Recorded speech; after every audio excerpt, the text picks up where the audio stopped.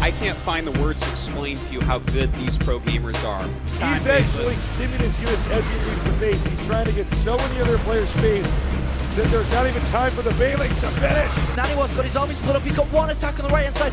Another chasing down the army. Storm's come down! These are the best of the best in esports history. And Hux starting to blink forward as the Zealots are removed. The supply goes in Hux's favor. So much energy. Where did that energy come from? Tanks desperately trying to target fire down Queens. The Archon's moving forward. A lot is going down here, and only Colossus left over. He's starting to get some feedbacks down. He's starting to advance forward. Another vortex. There's the blink forward, trying to get underneath those Brood Lords. Oh, he sends the vortex. Are you ready?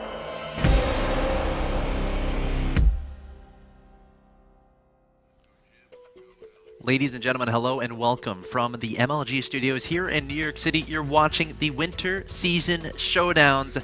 We're well underway as far as these games are concerned. Of course, games involving best of fives in Heart of the Swarm. The winners get an all-expenses-paid trip to the Winter Championship. My name is axeltoss. I am joined by axslav. How you doing today, man?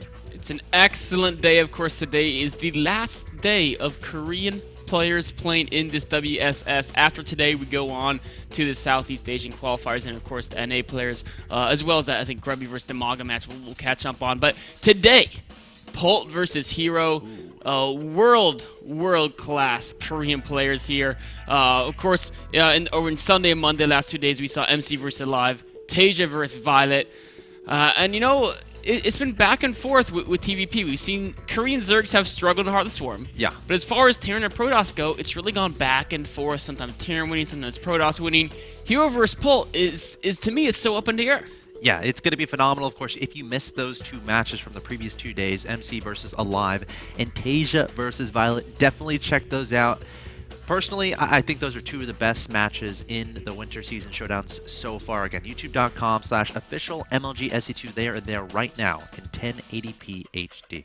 But yes, leading into Polt versus Hero, I'm super excited for this match. Of course, we were theorizing yesterday about Tasia and his obligations in Pro League. Of course, he's on Team Liquid. He's on EGTL, participating in Pro League right now, which is Wings of Liberty.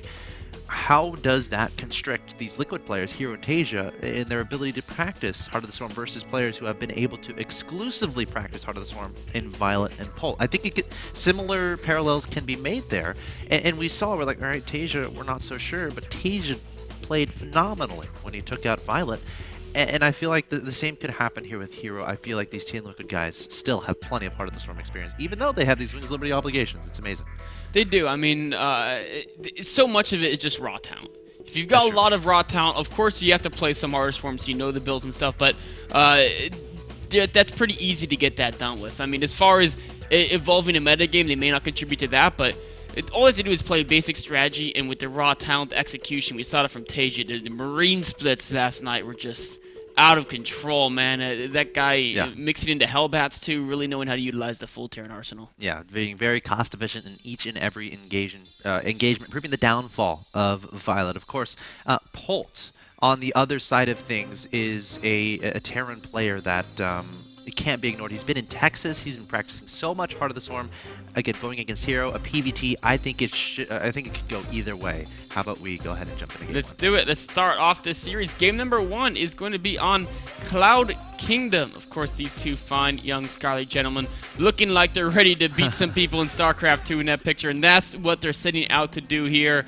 A Hero in the top right position Is your red Protoss player, and his opponent in the bottom left is the blue Terran player Polt. He is currently teamless. He was on Team TSL. He is now studying at the University of Texas in Austin, learning plenty of English. Of course, his English was already good to begin with, so he continues to immerse himself in the English culture, which is pretty cool to see. And I'm sure a lot of teams will be knocking on his door, especially if he can pull out a win here. But again, Hero, he's not just any opponent. It's Liquid's Hero. He can never be ignored. Plenty of results. He's got a DreamHack victory, and he's just a phenomenal Protoss player. But this is Heart of the Swarm. It could go either way. We'll see what happens. Neither player opting to do any crazy proxies this early on. Polt sending his SCV down the ramp, checking to make sure there weren't any proxy gateways right in his face. Gonna just go with a standard opening. Let's see if he progresses to gas or goes for that very fast command center. Hero, on the other hand, doing the same thing, scouting after gateway. This means that he will be able to get into his opponent's base unless Polt is quick on building that second depot to block them. Now, PBT in Heart of the Swarm is interesting to talk about if we're comparing it to Wings of Liberty. Of course, so many new toys available for both races in the early game. Mothership Core is one of them. We saw MC utilize that Mothership Core so nicely, showing how effective it can be in supplementing a two-base push. We saw Sase do that earlier as well against Snoot, utilizing Mothership Recall. Oh, that was against Zerg, but again, showing how the Mothership Core can be used early. So I'm interested to see how fast is Hero going to get that. Is he going to try to construct some sort of timing push earlier on? And how is Polt going to react? But Polt here opening up with that gas, so this does kind of tell us that he might be going for a faster factory, which of course produces those fancy units called the Hellbat or the Widow Mine, which are oh so fun to watch in Heart of the Swarm. But he's getting out a Reaper first, actually. He is, of course, he wants to scout his opponent. Hero getting that probe into Polt's base, knowing there was a gas opening. I would say that's a small victory for Hero. Of course, Polt was able to close the probe from escaping, getting that first worker kill there. On the other hand, Polt's going to use the Reaper. Actually, he doesn't need to use Reaper. The SCV is already in his opponent's base. Noticing that there is 6 probes mining gas. Stalker's being current boosted out, and what that tells you, if your opponent is mining 6 probes on gas, they current boost their Stalker, they want to push the SCV out, so then they can build a tech building and have you not see exactly what's going on. Of course, the secret here is, though, Hero might think he can deny the scouting with the Stalker, but the Reaper will not be denied. It's going to tell exactly what Hero's up to. And it looks like this is an expansion play, unless he's proxying something right at his natural expansion, which would make... it could happen, I guess. I don't know. It's like, where would you least likely expect your opponent to proxy? I think he sees the pylon. He does, and that's actually pretty useful because sometimes people will put like a Dark Shrine there and some weird stuff. Of course, there's much weaker drops later on. Reaper sees no expansion yet, so he's going to suspect some type of tech play. Of course, Polt has already expanded. He's trying to get that stim pack out. It's going to be a Stargate, and the Reaper really wants to get in there and see what's going on. But by now, the 5-minute mark, no Nexus being thrown down, and Polt knows it. So he's 100% sure that something is happening before Hero progresses to a macro game. It could be DT Rush, it could be, Stargate, or it could even be, it's unlikely, but there is a small chance it could be some 4-gate as well, like a late delayed mass sentry force field type 4-gate, or maybe with Immortals added in potentially too. So as long as Polt's ready for these options, he shouldn't be caught off guard by an Oracle in his main or any funny business like that. The question is, when's he going to send that Reaper in again to try to get some extra scouting information? Yeah, of course, the Reaper is still alive, so he will have that ability. Doesn't have any idea what his opponent is doing right now, except, as you said, beyond the fact that his opponent has no natural expansion. A Hero with nice spread of his Stalkers here in his main base does not want that Reaper sneaking in there. Of course, has an Oracle in production. Behind this, Polt adding on 2 additional barracks. Stim is about 60% of the way done, continuing to mine out of that initial gas, so we'll have to see what he adds on. He has 200 gas, so maybe a factory, maybe an upgrade. Engineering bay just now finishing, so he has the ability to build missile turrets, and he's going to put one in his main base, which means this Oracle shouldn't do much, wherever it is. Missile turrets very effective at denying Oracle damage. Probe at the bottom right, starting to throw in some proxy pylons there. Just preparation for the late game. It's always good as a Protoss to have plenty of pylons around the map. Reaper again going in for another scout, trying to see if there's a third base. Perhaps going to try to see, maybe will we make a run for the main, or will we just assume that he was going to be ready for him? Oh, he might just go in the front and see the expansion timing. Not going to quite be able to see the Oracle there, but does know the Nexus timing, knows that it's not some mass gateway tech, but there is some tech play that's a possibility. Probe coming to scout the front, and I love Polt's defensive set. He's got the missile turret in the main, and of course, plenty of Marines that are natural to defend that. Getting the missile turret natural as well, not only to help push observers back, but also in case of the DT threat, because he hasn't exactly narrowed that out as a possibility quite yet. All right, now Polt knows what's going on. Oracle coming straight to the main base, but there's a turret there. Going to start taking some shots on the Oracles, and Hero going to stick around for a little bit, trying to take down some SCVs, but does lose an Oracle, and Hero not getting too much damage done. Doesn't want to lose a second Oracle. Getting solo in health. Very, 16 HP, very, very he's out close of there, though, but not getting the damage done that he wanted. And that's a tough situation. You come with Oracles, you want to do damage. Unfortunately, you know, the Missile Turret's such a good counter to them, having 7 range versus only the 4 range of the Oracle. Very hard to pick off SCVs from outside that range just because the Oracles have to get so close to be effective. And what this is going to do is this going to mean Polt didn't take any damage, so he can continue to macro up. That's exactly what he's doing, going 5 barracks on 2 base with the starport. He's looking to do some intensive damage to Hero before Hero can really get any AoE units down the field. Of course, he's going for Colossi, but they're still a little bit off, delayed by that Oracle construction. Yeah, the robotics bay just now starting, and we saw the damage that the medevacs can do with that new Infernal or Ignite Afterburners. Of course, Alive on Sunday a couple days ago, denying expansions for so long, taking out forges. So that's going to be a big test here for Hero. Can he hold off that aggression? Oracle coming in here doing a decent amount of damage, going up to 4 kills. Being a little bit annoying for there from Polt might encourage him to put down a turret there, but Polt at the same time doing aggression towards the front door. There is no Mothership Core. He spent all his gas trying to go for the Colossi. Gonna use some force fields to buy time for now, and Polt hit the stem perhaps a little bit hastily. So that's going to mean that he's going to have a hard time going in again because his units are already hurt. He's going to want to wait for those medevacs, but they're already crossing the field now. 2 about to join up with the army. And with Ignite Afterburners, he could jump right into the main. Mothership is now out, but it's only got 75 energy. It's enough for Time Warp. It is not enough for Photon Overcharge. No combat shields on these Marines just yet either. 2 medevacs coming forward here from Polt. Posturing outside his opponent's natural expansion. Thinking about stemming forward. There go the preemptive force fields there from Hero. Mothership Core is seen. As you said before, not quite enough energy for that Photon Overcharge. But the medevacs, they can drop into the main. That is one lucky Marauder. Immortal looked at him, but he jumped into medevac before he could get taken out. Stalker's trying to make sure there's no drop play going on. Polt's going to take a 3rd base, continue to macro up. Oracle in the back to natural, getting a couple kills. Again, it's going to take on the Marines and get even more damage and up to 11 kills now. Polt, maybe you're regretting not having a missile turret back there, but finally takes it out with the other missile turret. Observer directly on Polt's army. He's got to scan to get rid of that because if a Protoss needs to know where the Terran army is so he knows if he's going for a drop or not. If Polt can deny that vision, it puts him in a very strong position. First Colossus just now getting out onto the field. The window for Polt to be able to do damage is decreasing as that AoE damage get mixed in for the Protoss player. Marines and Marauders posturing outside the natural, stimming, using that high ground vision to try to take down a Stalker, but Hero keeping his units back. And I don't know if this is going to work anymore. In fact, I'd be a little bit scared for Polt. Time Warp coming forward, and Hero wants to engage the Stalkers. Do they have Blink? Oh, no, they don't. But he catches a decent number of the rally units coming in, and all this is because of the Observer. He knows exactly how many units Polt has. He knows if he can move out and take it. He knows that there's a drop threatening him. A great Observer placement that Polt is not able to quite figure out. But now he's adding in Vikings. Combat shields just now being finished. Armory, 2nd eBay. I still like Polt's position. His 3rd base is set up. He's not behind in upgrades, which often happens against a Protoss player if the Terran goes for that 3rd before their opponent. He's seen the Colossi attack in time to not get caught off guard by a timing from Hero.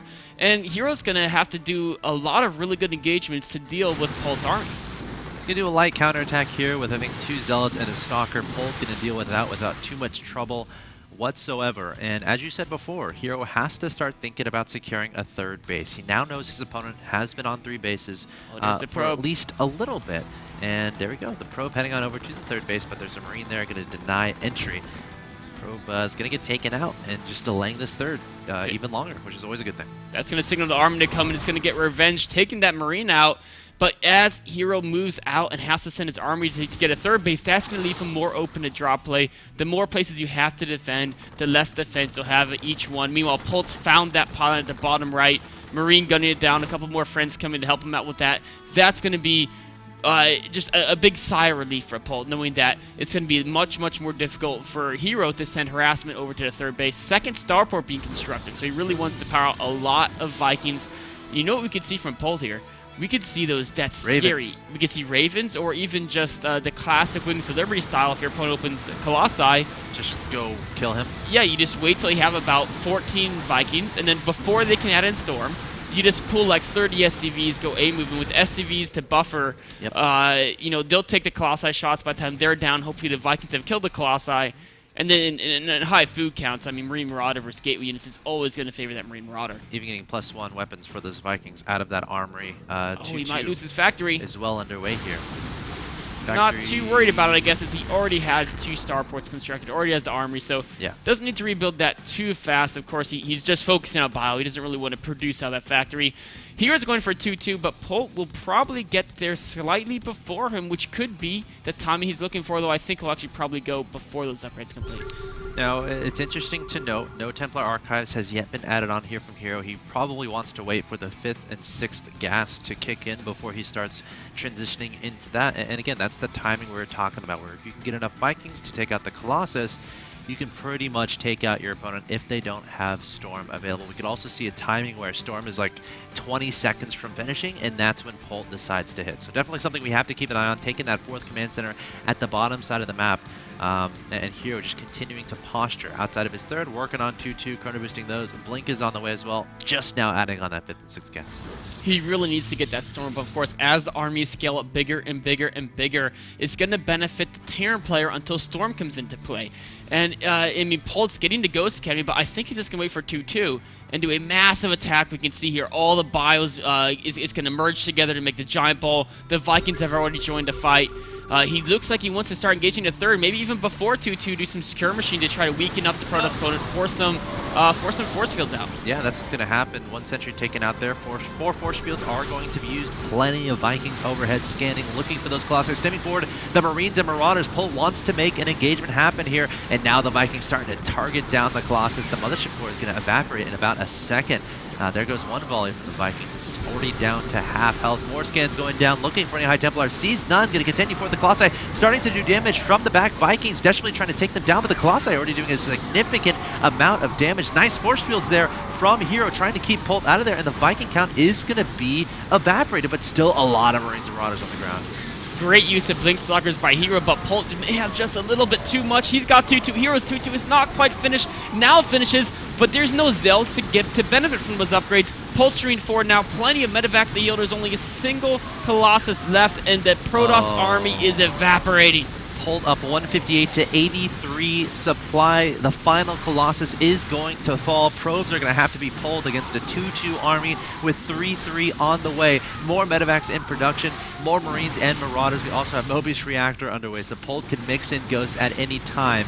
And I don't know if there's any holding this 3rd base as Polt starts to kite and target that down. Interestingly enough, oh, that must be a new Mothership Core. There's no way, yeah, okay. It just popped out now. Hero says, I've driven him back, but look just a little bit further. Massive Terran reinforcements are waiting atop the ridge. They're starting to spill down now. So many Marines and Marauders and Vikings coming in here. And Polt's got this scrappy little Blink Stalker Colossus army, but the Vikings are waiting to pick off that Colossus. Nexus has to get canceled. The High Templar Archives just now beginning here from Hero.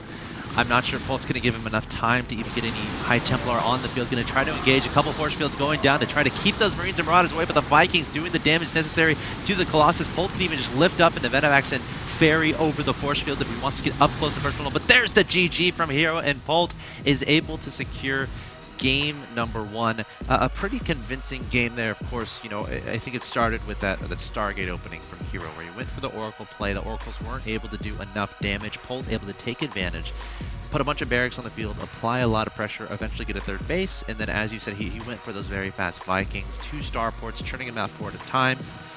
And Hero just never got the Templar tech out on the field, which he kind of needed to deal with that ridiculously strong Marine Marauder force with the better upgraded units there for Polt for a good time there. He really did. I mean, Hero did such a great job of microing the Blink Stalker Sentry Colossi combination. I think he did almost as good as possible, but if you fall behind early in the game, Colossi is a unit composition that's very hard to make up for disadvantage. Polt has had too many units. Hero really need to get those Cyberstorms out on the field because those can be equalizing force, whereas the Colossi, they're great, but they can't really make up that gap if you're behind in a game. Polt with a phenomenal game number 1 in this best of 5. Hero has a little bit of work to do, but he's not out of it by any means. Guys, stay tuned. Game 2 between Polt and Hero coming up.